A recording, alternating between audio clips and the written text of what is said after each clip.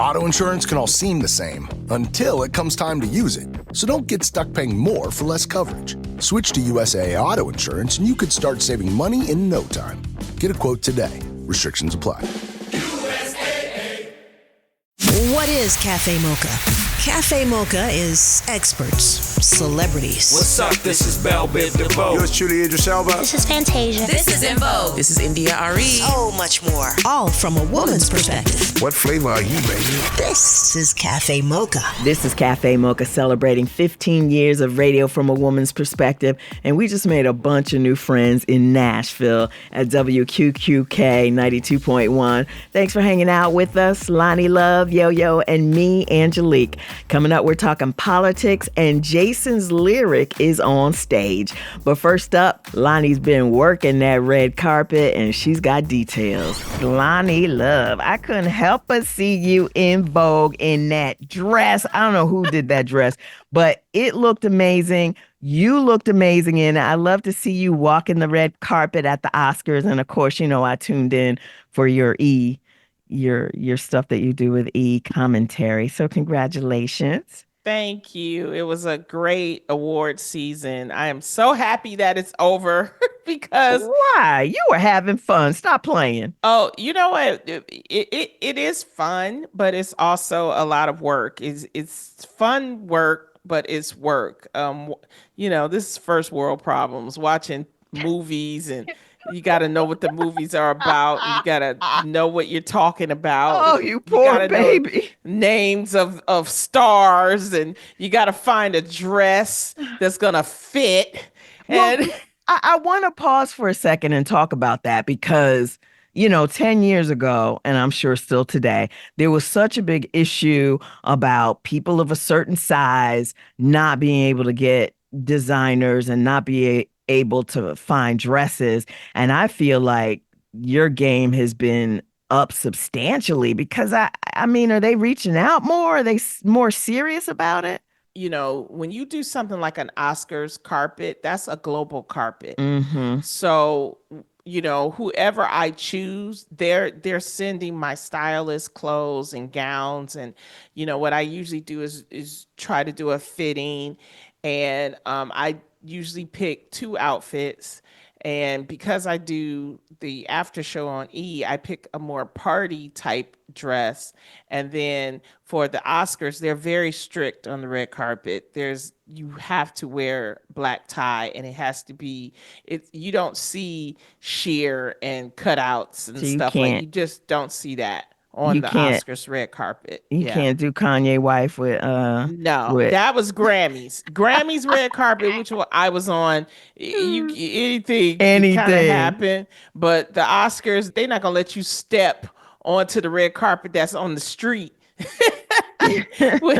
So, but yeah, to your point, when I had first started doing the reel, it was really hard to get plus size clothing, and then what I had to do was go international, and internationally, there were small brands that actually, did stylish clothes because, they used to have plus size clothing in the basement of, Macy's or somewhere. You would have to go like in a corner in a basement, and that was it. But they've drastically improved, and I think that you have to have confidence when you get on the red carpet.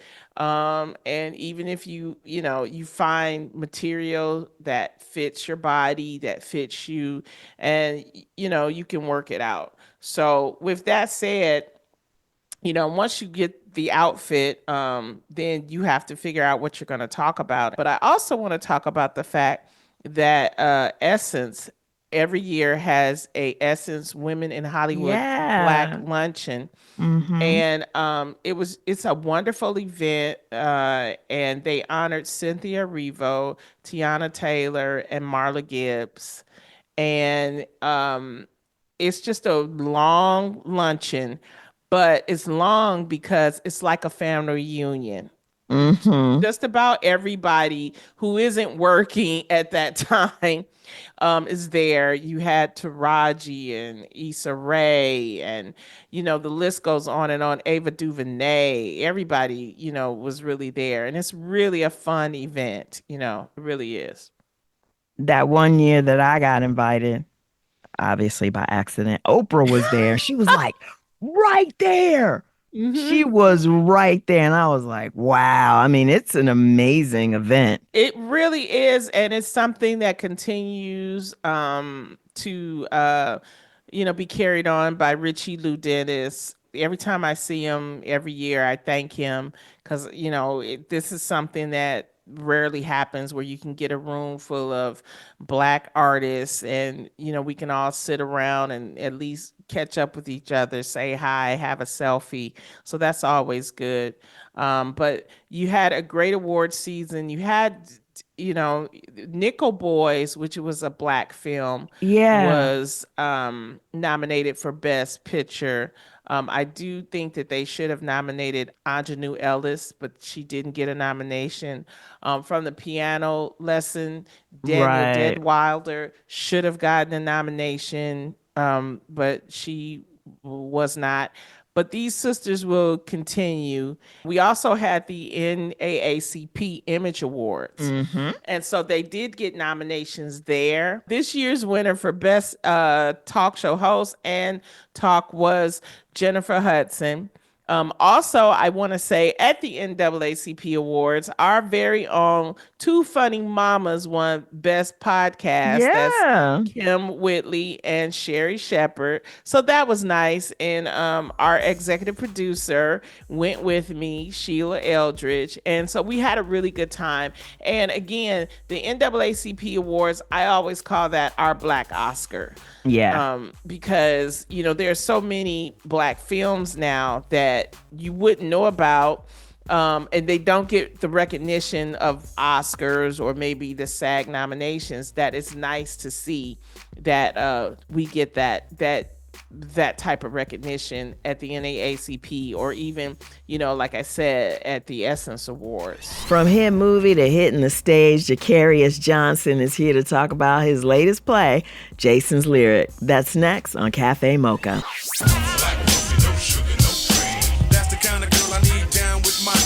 Standing in solidarity from a woman's perspective. It's Cafe Mocha. It's Cafe Mocha Radio from a woman's perspective. On the line, he's the man that brought us stage plays Two Can Play That Game. New Jack City set it off. His latest is the cult classic, Jason's Lyric. Caryous Johnson is on the line, a personal friend of Lonnie Love. Say what up. This is my brother right here.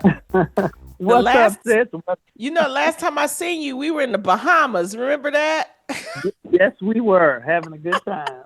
You know what? You're just a phenomenal producer and writer, and your latest play is the stage version of Jason's Lyrics with an all-star cast. Can you tell us about it? Yeah, look, the cast is incredible. Eva Marcille, Alan Payne, Kay Michelle, Tretch reprising his role as Alonzo, Tyron Turner in there as Josh, and we even have some veterans that's holding us down. Victoria Raoul from Young and the Restless, and Lawrence Hilton Jacobs, everybody knowing playing Michael Jackson's daddy, and Cooley High and all of this stuff. So they're playing the mom and the pops. I mean, it's just a really, really, really magnificent cast. And we got Dathan Thigpen, who won Sunday's Best as well. So we got some little bit of gospel in there as well. I'm from Houston, so Jason's Lyric was filmed in Houston, is near and dear to my heart just because of the culture of the city being represented.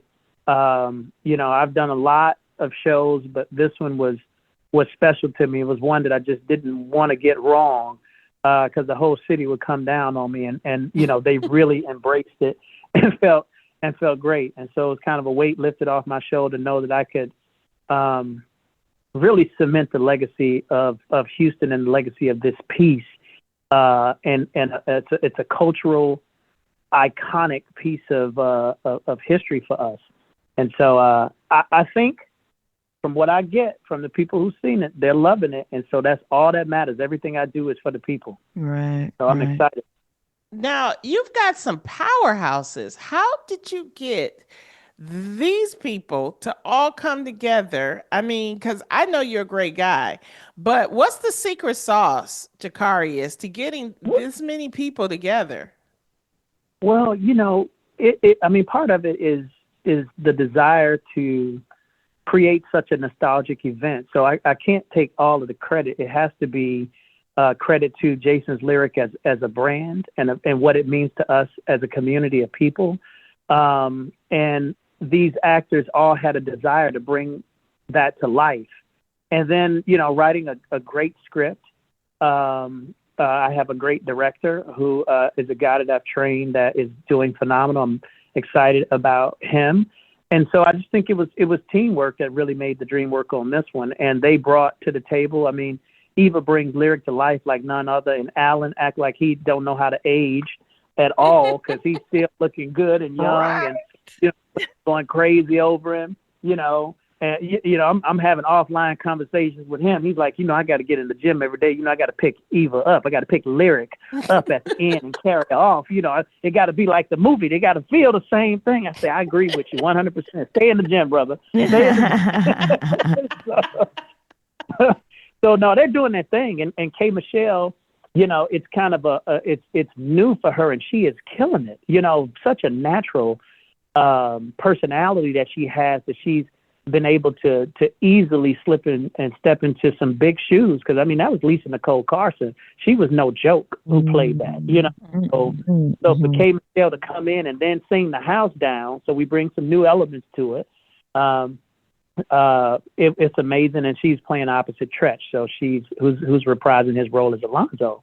So it's just a fabulous time with an amazing group of people who are just really delivering on the high level. And Tyron Turner, so crazy as Josh, I had to ask him, is he really is this crazy for real, or you acting up here? Truth. He's bringing the truth. It's Cafe Mocha on the line. Caryous. Jason's Lyric is on a 22-city tour. I'm curious. Stories usually go from the stage version to the movie version. We had The Wiz, then we had the movie, Dreamgirls on stage, then the movie. What made you do the reverse?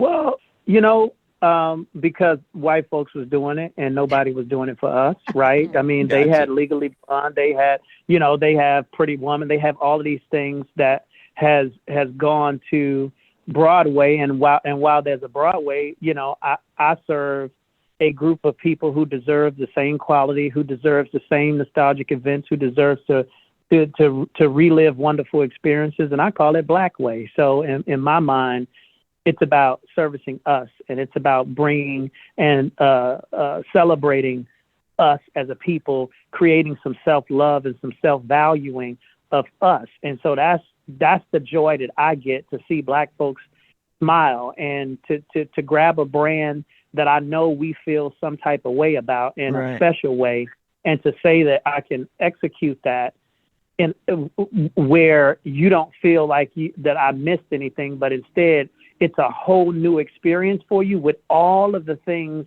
that you got from the movie. It's all there, and you get to experience it live. So in a way, it is a movie on stage, is the experience. And so while the movie theater is a great experience, the live theater is just such a much more intimate experience. That what you walk out with is just so grand and such a cathartic feeling that, it's a high for everybody, for the audience and for the cast.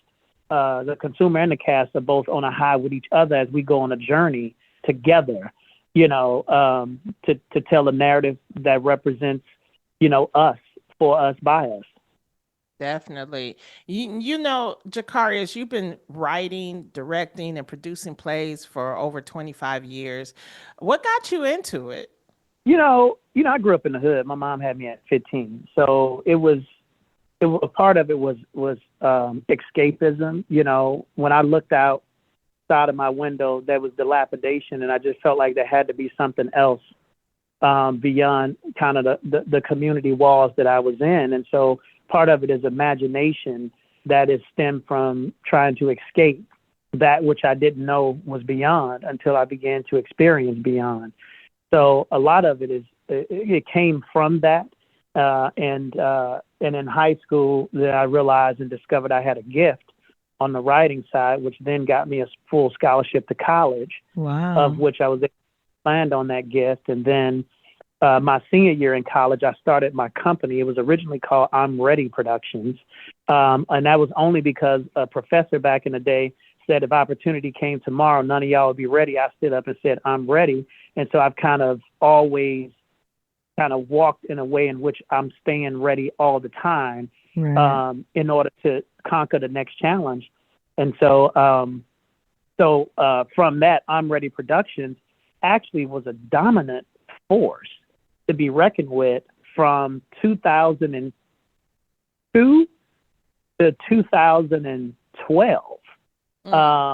And then I changed the name after that to Caryous Johnson Entertainment because I was doing so many big shows with so many stars, but nobody knew who I was. So I was starting over with every show. If I didn't do, they was like, oh, the Vivica Fox show. No, that was my show. It was called Whatever She Wants, or it was called Cheaper to Keep Her. Oh, even the Alan Payne show, that was called Men Cry in the Dark, or Friends and Lovers, the Eric Jerome Dickey show when I did Friends and Lovers and Cheaters.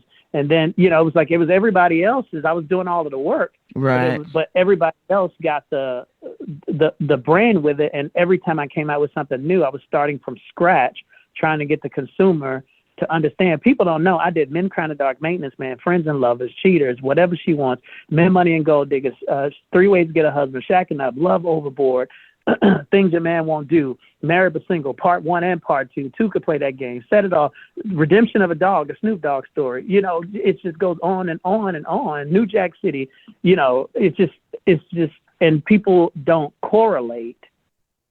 I've done like 24 of these things. Right. Back to back to back to back. And so that's what made me started to change the name and say, look, I can't have growth if everybody know the play but don't know the person behind the play. And I needed to have that growth. So it was a combination of escapism that got me started. When I started the company in college, because I had a full ride and we were still poor, I qualified for Pell Grants and student loans. So I took student loans and Pell Grants, and I started my company with it, where everybody else was getting like cars and paying for apartments. I said, look, this is the freest money I ever seen in my life. So, the banks weren't messing with me then. So let me take this student loan money and this Pell Grant and I don't need it. There was an overpayment. I give it to the school give it back to me because they're overpaid because of the scholarship. So I literally started my company, and the University of Houston was my first customer. So I started the company and the school was my customer, my first client. And then I started writing shows for like ExxonMobil and Shell, and I would do something called Theater for the Living, which I would go to senior citizen homes and write comedies and musicals for them to laugh and smile while they were in a senior citizen home. And then I would do employee appreciation days. So they would call me to create something and conceptualize something for ExxonMobil and Shell employee appreciation days. So I really got it from the ground up, and it was always Black, community based, and culturally driven. And I just don't get high off of white theater the same way that I get high off of us and our stories and the complexities of who we are. Because I'm all of the above. I'm like everything. I'm a dude from the street that is highly educated at the same time, that can exist in every environment, no matter what. I can exist in any environment and thrive in any environment. And I wouldn't change that for the world. So I wouldn't take any of the scar tissue that I have away. I look at my keloids and understand my strength as a result of it. So, that's how I got here. I love it. It's Cafe Mocha on the line. Caryous Johnson, producer, writer, director. Jason's Lyric currently is one of his shows. It's a 22-city tour that's up right now. Caryous, are you ever tempted to dump the stage and produce movies and TV shows? Dump the stage, no, but produce movies and TV shows, yes. And I'm on my way. I just announced Caryous Studios about 2 weeks ago. I'm my first thriller film, which is called The Paralegal. We go into production in about 30 days. So everybody is about to get super served in an amazing way. Because I have like 6 thrillers that are coming back to back. I call them my chance encounter series because I just think about crazy stuff. Like one day I was leaving home, and I'm married, so I was leaving home and the doorbell rang. My wife was in the bathroom, getting herself together, and the doorbell rang. And I'm like, I go open the door, and this Arm & Hammer, bald-headed dude with a toolbox at my door. And I say, "Can I help you?" He's like, "Oh yeah, I'm here to, put some furniture together." I say, "Hold on a second." I shut the door, I go to talk to my wife. I say, you expecting somebody? She called one of those services to just, come and help you put the stuff together. I said, I'm not going nowhere. This nigga not about to be in my house with me on the road and have me, you know what I'm saying? So I'm like, you know what? I'm gonna stay here. And this dude was at my house till almost 11 o'clock at night. And I was like, you can go run your errands. I'm gonna stay here and make sure this dude is whatever. I was like, see, now that could have went a very different way in my mind. I could have been gone. He could have showed up. He could have been sweating and hot in the thing, taking his shirt off. You know what I'm saying? So when I say I'm bringing you some thrillers that's gonna have your imagination running wild about the possibility and plausibility of the truth of what I'm going to give you, meaning everything I'm about to give you could really happen if you just think about what you do in your life. And so I really like it because I like things that are grounded in truth and in realness, and so I'm about to bring it to you. Like I said, I have several. The Paralegal is the first. Non-disclosure is another one. And so Maternal is another one. I got a crazy person that wants to she wants everything in this man's life except his wife, which she wants out the way so she can get her going. So it's going to be real interesting. It's going to be real. Everybody's about to be on the edge of their seat, and so I'm coming. Whoever's out there, I'm letting you know I'm coming. Cover new talent, but to bring some great stuff in the film and television space. I love it. It sounds great. Now, where can we go to get the latest schedule for the tour for Jason's Lyric? You can go to Caryous.com. That's JECARYOUS. Ja, like French, JE, car, like a car, CAR, and yes, YOUS. Caryous.com has everything about me on it, every show, and what we have coming up, because we got some real good stuff coming up. It's not just Jason's Lyric. We got Games Women Play that's out there as well. So starring Jill Marie Jones, Carl Payne, Brian J. White, Chico Bean from 85 South, Flex Alexander, Claudia Jordan, Demetria McKinney. So it's another one that has just an all-star cast of folks. So I'm going to hit you with a drama and hit you with some comedy. Some side-splitting laughter is coming with Games Women Play. And get ready for me to romance you with the drama and the love in Jason's Lyric live on stage. We love it, and that's why we love you, Caryous. Thank you so much for stopping through. I miss you, bruh. I miss you too. The stage play Jason's Lyric is touring all over the country. To our friends in Tennessee, the show is coming to Memphis next weekend, followed by D.C. On the way, we're weighing in on DEI rollbacks on Cafe Mocha. We're at Cafe Mocha Radio. Socially savvy on Facebook, Instagram, and Twitter. Serving up more Cafe Mocha on the way.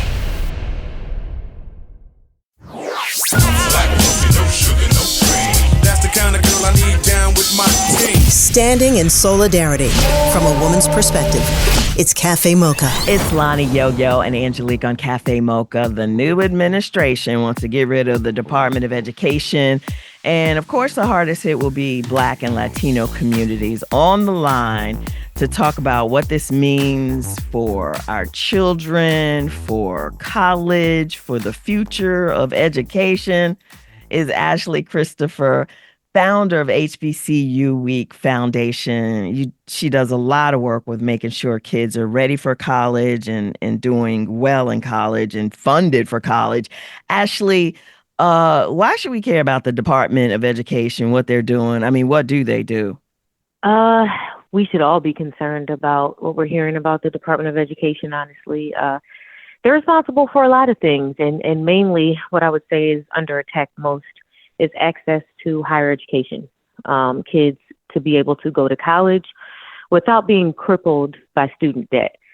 Because what the Department of Education does is it will evaluate your household income. It will tell you what free money you qualify for as far as grants from the federal government that you don't have to pay back, and get you very low interest loans in the event that you do need to take out some money to cover those costs.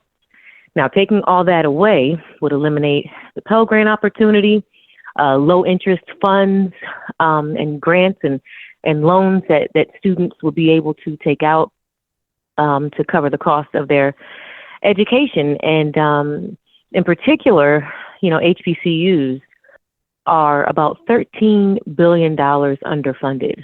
So to layer that on top of this is putting us in a pretty critical spot. Wow. Definitely. This administration is ridiculous. First, they were going to try to take away the scholar program for the HBCUs, and then they quietly put it back onto the website. In your opinion, Ashley, the Department of Education, they offer this federal assistance and it gives equal access to good education.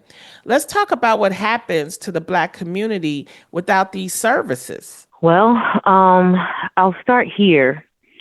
As I mentioned, HBCUs historically are about $13 billion underfunded when it comes to government funds that across the board HBCUs should have received. And when you look at a comparison between the endowment funds that HBCUs have versus predominantly white institutions, it's startling. To put it in a perspective, Howard University is the HBCU with the largest endowment fund, and it sits at about $900 million. That is the largest endowment fund any HBCU has. If you look at Harvard, for example, their endowment fund, $60 billion. So therein lies the disparaging, situation that we're facing. You'll have, and that's across the board with PWIs versus HBCUs, not that much of a stark departure, but they have billions over at the white institutions. And what happens is these Black students that really want to go to an HBCU, they'll apply. In a lot of instances, they'll be offered admission, but the HBCU can't afford to give them any merit-based scholarships, or if they can, it's very minimal. And conversely, you'll have the predominantly white institution that will say to the Black students, not only are we letting you in, but we'll cover the cost of your tuition. So parents are going to say, well, you're going to the PWI. We can't afford the HBCU. And that's why, for me, I have such a laser focus on raising private dollars to get students the funds that they need. Right. I can attest to that, Ashley. I remember many moons ago when I was going to Prairie View A&M University. I needed a grant. I needed work study. I mean, that's what actually fed me. I was in the band for doing that $100 a month. You need money. College is not cheap. But also, I want to talk about, the fact that every person of color don't want to go to a PWI. I went to a PWI for one semester. I said, I got to get the hell up out of here. It was so cold. And when I mean cold, it was like, it was not inviting. It wasn't a lot of my people around. I remember the chemistry class, Ashley, was about 300 students. And the professor didn't even know you by name. You had a number. And so, you know, you Yeah. wonder why, as a person of color, I know as a Black girl, you know, from Detroit, I'm like, you already put me in this culture shock. I was raised in the projects. And to put me in a chemistry class with just predominantly white people, and then I'm just a number, it's like it was no way to really succeed. And fortunately, I found Prairie View A&M University through one of the alumni. And when I went down there, it changed my whole life. You know, can we talk a little bit about the love of HBCUs? And also, how did you start your foundation, HBCU Week Foundation? Yeah, absolutely. So I just first want to say that I can really relate to the last comment you made. I had a speaking engagement at Yale University where I addressed the Black student unions from most of the Ivy League schools. So there was Yale, Harvard, Brown, Penn, a lot of students. It was a great time. But after my talk, I had a student that came up to me that was enrolled at Brown. And he said, Miss Ashley, I wanted nothing more than to go to Howard University, but my parents wouldn't let me. And it left me in a state of shock because I'm like, okay, wait. So you go to this Ivy League school, you wanted to go to Howard, what happened? And he said, well, when I got into Howard, they gave me 50% tuition, but Brown gave me a full ride. Wow. And my mom told me I could not go to Howard if they made me pay. So to your point, there are so many students that crave that HBCU experience and value that more than they would a predominantly white institution. But to answer your question about how I got started with the foundation, I was working with the mayor in the city I live in Wilmington, Delaware, and he asked me to come up with some programming that was directly pointed at our underserved communities in Wilmington. And I thought on that for a while and decided that education was the best route for me to take. I'm a two-time HBCU alum. I graduated from Howard University and then the University of DC Law School. So the HBCU experience is something that's often difficult for me to even articulate how impactful it is. But I wanted the students in my community to know, one, that college was an option, and two, they should absolutely consider HBCUs in that process. So I started year one with just a college fair activation, expecting about 200 students to come, and I invited 5 HBCUs to come and talk about their offerings. But year one, after we marketed the event, we had 700 students and 11 HBCUs. And then if you fast forward to this past September, we had 20,000 students and 44 HBCUs at our last college fair. So, yeah, it's become something that the students are craving, that they're looking forward to, because we do a lot of work with not only just showcasing the HBCU experience, but we raise the money for the students to apply for these scholarship dollars. So we've been put in a position where we offer anything between $10,000 and $132,000 with our scholarship program. We don't give anything less than $10,000 per student. Yeah, and we've gotten to broker some really amazing relationships. And I'd be remiss if I didn't mention right here our FOSSI scholarship. It's called the Future of STEM Scholars Initiative. I was able to broker a $40 million partnership with the American Chemistry Council so that 1,000 students will get $40,000 each to study STEM at an HBCU. And we've given away just under 600 of those scholarships so far. 110 of those students are at North Carolina A&T. 30 of them are at Prairie View. Yeah, 90 at Howard. There's 46 HBCUs that have FOSSI scholars enrolled. So it's really become, for me, a laser focus on this money because I don't want to stop until every student that wants to go to an HBCU has the money to do so. And that means that my job is nowhere near done. Okay. Wow. We're talking to Ashley Christopher, founder of HBCU Week. And yes, she's got scholarships. Just go to hbcuweek.org. More coming up on Cafe Mocha. Here's your dose of espresso. Strong, hot news now. This is the Espresso. It's Women's History Month, and this week we're celebrating Roberta Flack. One of her backup singers happened to be Luther Vandross. He said, Roberta Flack fired me. Roberta said, no, he says that I fired him, but when Roberta heard him in the background, he just sounds so good. He doing all the runs and everything. She said, you know what? You're never going to be a solo artist, always depending on being a backup artist. She gave him that push. And so that's the Luther that we know today. Roberta Flack was sampled by many, T.I., Wu-Tang Clan, Lil' Kim, but none more famous than the Fugees. When Lauryn Hill did a remix of Killing Me Softly and put Roberta Flack in the video, and you can remember back in them days, the videos was all everything. That introduced Roberta Flack again to a whole new generation. Cafe Mocha celebrating Roberta Flack and Women's History Month. That's the espresso. This is Cafe Mocha. Radio from a woman's perspective. It's Cafe Mocha celebrating 15 years with Lonnie Love, Yo-Yo, and me, Angelique. So what do these DEI rollbacks mean to HBCUs?